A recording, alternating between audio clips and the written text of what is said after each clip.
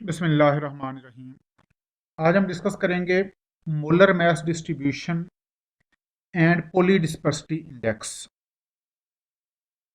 Molar mass distribution के बारे में हमने प्रीवियस लेक्चर में डिस्कस किया था कि पॉलीमर के सैंपल में जितने भी मॉलिक्यूल होंगे पॉलीमर के, जो डिफरेंट पॉलीमर कंपोनेंट्स होंगे या जिनको कहा जाता है कि डिफरेंट पॉलीमर फ्रैक्शन होंगी किसी पॉलीमर के सैंपल में, उन सब का मोलर मास सेम नहीं होगा। इस फिनोमेना को कहते हैं मोलर मास डिस्ट्रीब्यूशन या डिस्ट्रीब्यूशन ऑफ मोलर मास। बाज बुक्स वाले मोलर मास की जगह मोलेकुलर मास लिखते हैं, बाज मोलेकुलर वेट लिख देते हैं। तो ये सारी इंटरचेंजेबल टर्मिनोलॉजीज हैं। अब पता कैसे चलेगा कि पॉलीमर की मोलर मास डिस्ट्रीब्यूशन नैरो है या ब्रॉड है? इसका एक क्वांटिटेटिव मेथड है, एक क्वांटिटेटिव पैरामीटर है जिसे कहा जाता है polydispersity index, and it is also called heterogeneity index. Sample में मोलर डिफरेंट पॉलीमर्स फ्रैक्शन का मोलर मास का डिफरेंस जितना ज्यादा होगा, इट मीन कि पॉलीमर का सैंपल हेट्रोजीनियस होगा। और ये डिफरेंस अगर कम होगा तो हम कहेंगे कि रिलेटिवली ये सैंपल होमोजीनियस है। तो the quantitative parameter to calculate molar mass distribution is called polydispersity index, and it is also called heterogeneity index, PDI से हम इसे रिप्रेजेंट करेंगे। and it is the ratio of mass average molar mass to number average molar mass। ये mass average molar mass और number average molar mass की ratio अगर तो 1 है, इसका मतलब है ये सैंपल मानो डिस्पर्स है, इसमें तमाम मॉलिक्यूल का मोलर मास सेम है। और ये रेशो 1 से जितनी ज्यादा होती जाएगी उतना ही हम कहेंगे कि मोलर मास डिस्ट्रीब्यूशन ज्यादा है। तो ratio of mass average molar mass to number average molar mass is called polydispersity index, PDI, and it is also called heterogeneity index। तो ये दोनों नाम आपने याद रखने। It is criteria, it is mathematical parameter to find distribution of molar mass। इसका मतलब है molar mass distribution of polymer directly depend करती है वैल्यू ऑफ पीडीआई पे। पॉलीडिस्पर्सिटी इंडेक्स की वैल्यू जितनी ज्यादा होगी उतना ही मोलर मास डिस्ट्रीब्यूशन ज्यादा होगी, या हम कहेंगे कि मोलर मास डिस्ट्रीब्यूशन ज्यादा ब्रॉड है, ज्यादा वाइड है। और ये वैल्यू जितना 1 के करीब होगी उतना ही हम कहेंगे कि नैरो डिस्ट्रीब्यूशन है। और अगर एग्जैक्टली ये वैल्यू 1 हो जाए तो हम कहेंगे कि ये सैंपल पॉलीडिस्पर्स नहीं है, ये सैंपल मोनोडिस्पर्स है। तो molar mass distribution of polymer is directly proportional to value of polydispersity index। Mono disperse sample के लिए चूंकि मास एवरेज और नंबर एवरेज मोलर मास की वैल्यू सेम होती है, इसलिए पॉलीडिस्पर्सिटी इंडेक्स 1 है। ये वैल्यू अब 1 से जितनी ज्यादा होती जाएगी, चूंकि हम प्रीवियस लेक्चर में एक चीज पढ़ चुके हैं कि मास एवरेज मोलर मास की वैल्यू ज्यादा है as compare to number average molar mass. तो मास एवरेज मोलर मास की वैल्यू और नंबर एवरेज मोलर मास की वैल्यू में डिफरेंस जितना ज्यादा होगा उतना ही ये रेशो 1 से बढ़ जाएगी, क्योंकि मास एवरेज मोलर मास न्यूमरेटर में आना है। तो न्यूमरेटर की वैल्यू जितनी ज्यादा होती जाएगी उतना ही पॉलीडिस्पर्सिटी इंडेक्स ज्यादा होता जाएगा। तो हम कहेंगे कि मोलर मास डिस्ट्रीब्यूशन ज्यादा ब्रॉड है। एक चीज कि पॉलीमर के एवरेज मोलर मास से हमें ये आइडिया नहीं होता कि मोलर मास डिस्ट्रीब्यूशन नैरो है या ब्रॉड है। Average value of molar mass of a polymer sample gives no information about distribution of molar mass। अगर हमें बताया जाए कि ये हमारे पास एक पॉलीमर का सैंपल है, इसकी एवरेज मोलर मास चाहे वो नंबर एवरेज हो या मास एवरेज हो या जी एवरेज हो या वी एवरेज हो, सपोज आपको बताया जाए कि इस गिवन पॉलीमर सैंपल में एवरेज मोलर मास 50,000 है, तो इससे हमें ये नहीं पता चलेगा कि डिस्ट्रीब्यूशन नैरो है या ब्रॉड है। डिस्ट्रीब्यूशन का आइडिया हमें पोली डिस्पर्सिटी इंडेक्स से ही होगा। इसकी ये एग्जांपल देखें। सपोज हमारे पास दो पॉलीमर सैंपल हैं, एक को हम ए कह लें, दूसरे को बी कह लें। Suppose we have two polymer sample A and B. इनकी हमने सैंपल लिए और उस सैंपल में पांच पांच फ्रैक्शंस हैं दोनों की। जो सैंपल ए है इसमें मोलर मास की रेंज 10,000 से 50,000 तक है, और सैंपल बी में मोलर मास की रेंज 500 से 93,600 तक। अब देखें, सैंपल ए में molar mass distribution relatively narrow है 10,000 से 50,000 तक, और सैंपल बी में ये डिस्ट्रीब्यूशन बहुत ब्रॉड है 500 से 93,600 तक। लेकिन अगर आप इनको टोटल करें तो इनका टोटल मोलर मास इन तमाम कंपोनेंट्स का वो दोनों का ही 150,000 है, 1.5 लाख। और इनकी अगर एवरेज ले लें तो that is in both cases it is 30,000। तो average molar mass in both cases is 30,000। इसका मतलब है पॉलीमर के एवरेज मास मोलर मास से हमें ये आइडिया नहीं हो रहा, क्योंकि यहाँ भी 30,000 एवरेज मोलर मास, चाहे ये नंबर एवरेज है या मास एवरेज है, और यहाँ भी 30,000। अब आपको ये नहीं आइडिया हो रहा एवरेज मोलर मास की वैल्यू से कि मोलर मास की डिस्ट्रीब्यूशन ब्रॉड है या नैरो है। हालांकि सैंपल बी में मोलर मास की डिस्ट्रीब्यूशन 500 से 93,600 तक है, और सैंपल ए में ये 10,000 से 50,000 है। तो यहाँ पर सैंपल ए में मोलर मास की डिस्ट्रीब्यूशन रिलेटिवली नैरो है, और सैंपल बी में ये डिस्ट्रीब्यूशन रिलेटिवली ब्रॉड है। लेकिन दोनों की एवरेज मोलर मास की वैल्यू सेम आती है। इसलिए हम कहते हैं कि एवरेज मोलर मास की average value of molar mass for a polymer gives no idea, gives no information about distribution of molar mass. अब distribution of molar mass of polymer के बारे में इंफॉर्मेशन हमें फिर मिलती कहाँ से है? ये इंफॉर्मेशन मिलती है पोली डिस्पर्सिटी इंडेक्स से। हमारे पास पॉलीमर सैंपल का नंबर एवरेज मोलर मास भी हो और मैस एवरेज मोलर मास की वैल्यू भी हो, तो मैस एवरेज मोलर मास की वैल्यू को हम नंबर एवरेज मोलर मास की वैल्यू से डिवाइड करेंगे, तो जो रेशो आएगी that will give us information about distribution of molar मास।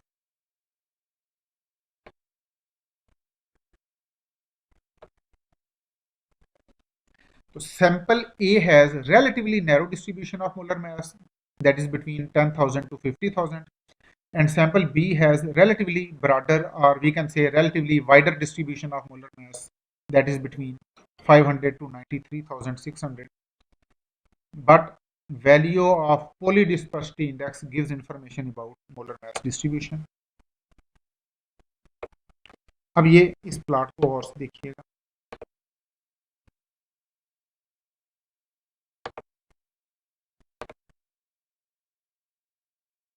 ये ग्राफ ये हमें पॉलीमर के मोलर मास डिस्ट्रीब्यूशन के बारे में बताता है।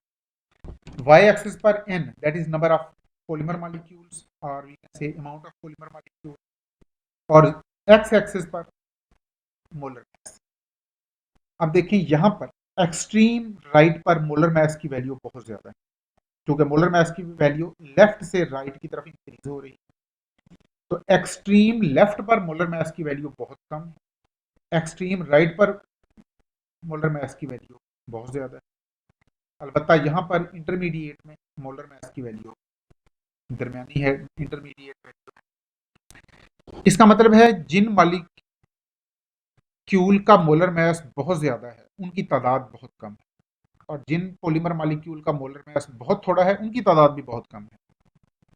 Number of polymer molecule having very high molar mass और वेरी लो मोलर मास और very small in number.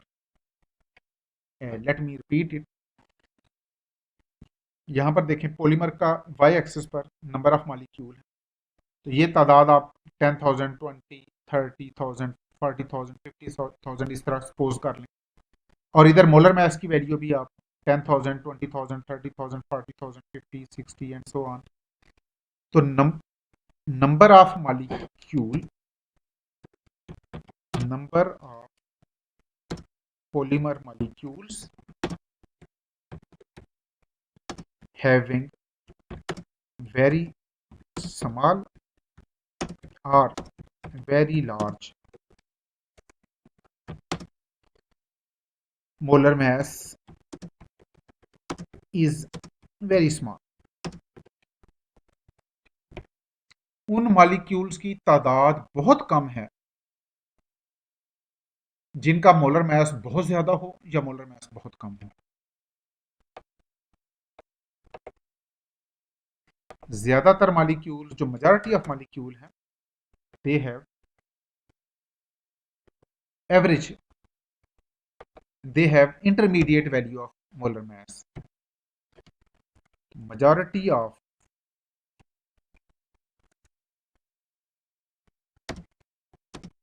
polymer molecules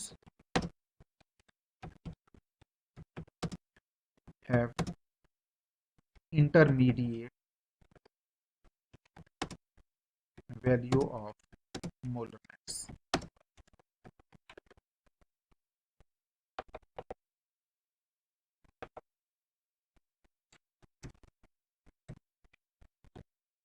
That is clear from this plot.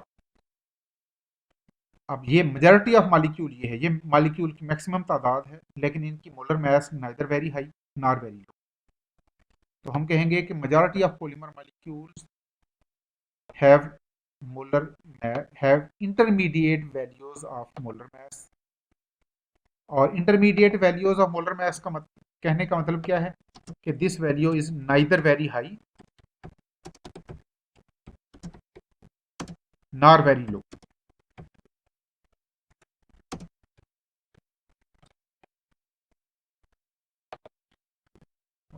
That is evident from this plot.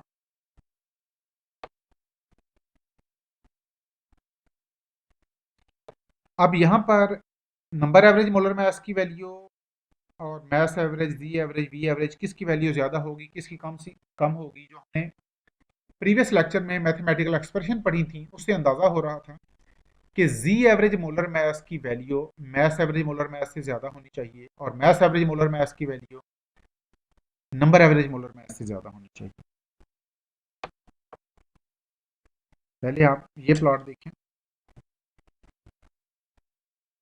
ये again Y axis पर है number of polymer molecules, x axis पर है molar mass. अगर तो sample mono disperse है फिर तो तमाम मॉलिक्यूल का मोलर मास सेम होना चाहिए, चाहे हमारे पास 10,000 मॉलिक्यूल हों, 10 लाख हों, 10 करोड़ हों या 10 अरब हों।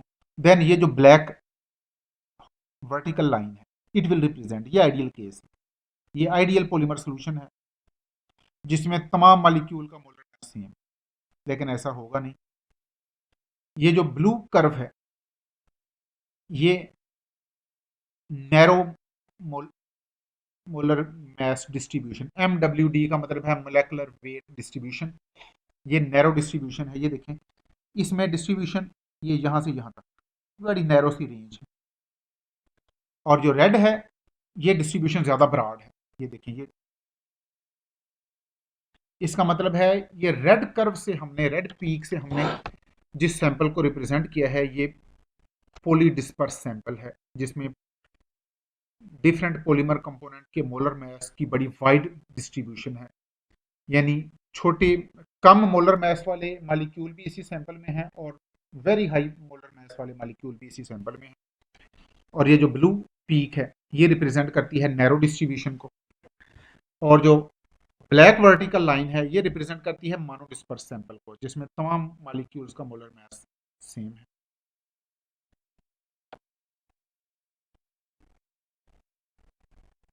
ये देखें अगेन वाई एक्सिस पर number of molecules, x axis पर molar mass.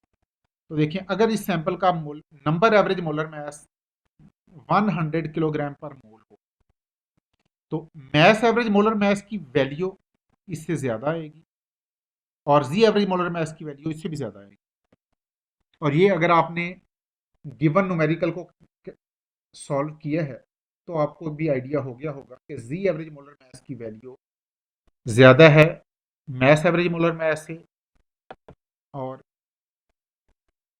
Number average molar mass की वैल्यू सबसे कम है। अलबत्ता V average viscosity average molar mass की वैल्यू डिपेंड करती है कि अल्फा की वैल्यू कितनी है। अगर अल्फा की वैल्यू 1 है तो फिर वेलोसिटी एवरेज मोलर मास की वैल्यू वही आती है जो मास एवरेज मोलर मास की है। लेकिन ये भी आइडियल केस है जिसमें अल्फा की वैल्यू 1 होगी, अदरवाइज अल्फा की वैल्यू लेस देन 1 आएगी। It mean V average molar mass की वैल्यू रियल केसेस में मास एवरेज मोलर मास से कम होनी चाहिए। ये देखिए, ये number average molar mass, V average molar mass की वैल्यू, यानी सबसे कम मोलर मास की वैल्यू जो आएगी वो नंबर एवरेज की, वी एवरेज मोलर मास की वैल्यू नंबर एवरेज से ज्यादा होगी then mass average molar mass, और जी एवरेज मोलर मास की वैल्यू इससे भी ज्यादा होगी। ये मोलर मास डिस्ट्रीब्यूशन का कर्व है। इसका मतलब ये नहीं है, ये इस प्लॉट से बाहर ऐसे लग रहा है कि मास एवरेज मोलर मास इंक्रीज होता जाए, नंबर ऑफ मॉलिक्यूल पहले इंक्रीज होंगे देन डिक्रीज होंगे। एक्चुअली ऐसा नहीं है। ये प्लॉट सिर्फ ये रिप्रेजेंट कर रहा है कि हैवियर पॉलीमर के सैंपल में हैवियर मॉलिक्यूल भी थोड़े होते हैं, लाइटर मॉलिक्यूल भी थोड़े होते हैं। ज़्यादातर मॉलिक्यूल एवरेज साइज के होते हैं, इंटरमीडिएट साइज के होते हैं। यानी जैसे हम कहते हैं कि सोसाइटी में इंतहाई अमीर लोग भी थोड़े हैं, इंतहाई गरीब लोग भी थोड़े हैं, बिल्कुल ऐसे लोग भी थोड़े ही होते हैं जिनको 2 टाइम की रोटी नहीं मिल रही होती। ज़्यादातर मिडिल क्लास होती है, या हमारी क्लास में इंतहाई लायक स्टूडेंट भी बहुत थोड़े होते हैं और इंतहाई नालायक स्टूडेंट भी थोड़े होते हैं। ज़्यादातर स्टूडेंट इंटरमीडिएट मेंटेलिटी के होते हैं।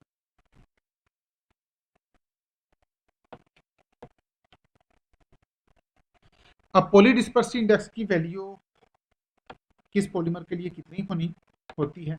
आमतौर पर जो नेचुरल पॉलीमर्स हैं इनमें बहुत नैरो डिस्ट्रीब्यूशन होती है।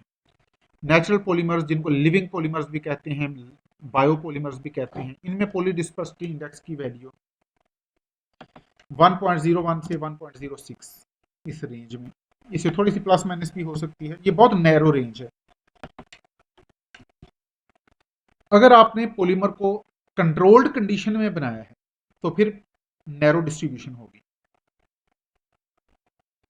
तो अगेन इन दैट केस अगर कंट्रोल्ड कंडीशन में आपने पॉलीमर को सिंथेसाइज किया है for best controlled synthetic polymer, polydispersity index की वैल्यू 1.02 से 1.10 तक, या इसे थोड़ा सा प्लस माइनस के साथ, तो ये भी नैरो डिस्ट्रीब्यूशन है। लेकिन अगर कंडीशन हम कंट्रोल्ड नहीं होंगी तो फिर रैंडम कोलिजन ज्यादा होगी और पॉली डिस्पर्सिटी ज्यादा होगी।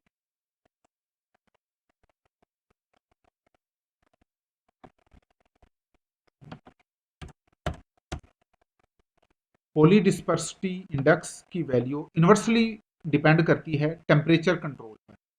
अगर गुड टेम्परेचर कंट्रोल है तो पॉली डिस्पर्सिटी कम होगी, पॉली डिस्पर्सिटी इंडेक्स की वैल्यू 2 to 5 इस रेंज में आएगी। और अगर पुअर टेम्परेचर कंट्रोल है तो फिर रैंडम कोलिजन ज़्यादा होगी, देन ये वैल्यू 8 से 10 तक चली जाएगी। और ब्रांच्ड पॉलीमर में सिचुएशन और ज़्यादा वर्स हो जाएगी। In case of branch polymer polydispersity index की वैल्यू 20 से 50 इस रेंज में आ जाएगी। तो this was something about molar mass distribution and polydispersity index